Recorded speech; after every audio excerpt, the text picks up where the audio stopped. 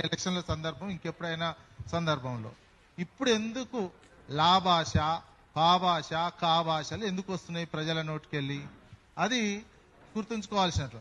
Plus ఈ వాతావరణాన్ని ఎవరు ప్రోత్సహించారు? ఇప్పుడు ఉన్నటువంటి ఒక రాష్ట్రాన్ని నడుపుతున్నటువంటి వ్యక్తి ముఖ్యమంత్రి. ముఖ్యమంత్రి గారు ఏ రకంగా ఉండాలి? ముఖ్యమంత్రి గారు ఒక బూతు తిడితే ప్రజలు 10 తిడతారండి.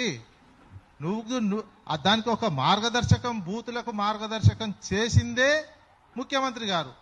అరే అసెంబ్లీలో ఒక ముఖ్యమంత్రి ఇన్సిడెంట్ మహిళలను అరెస్ట్ చేసినటువంటి విషయం, మహిళా జర్నలిస్టులను అరెస్ట్ చేసినటువంటి విషయం మాట్లాడి ఆ సంఘటన మీద బట్టలు ఊడదీసి కొడతా అంటే ఒక ముఖ్యమంత్రి రాష్ట్ర ప్రజలకు, పోలీసులకు, వాళ్ళ కార్యకర్తలకు ఏమి సందేశం ఇచ్చినట్టు?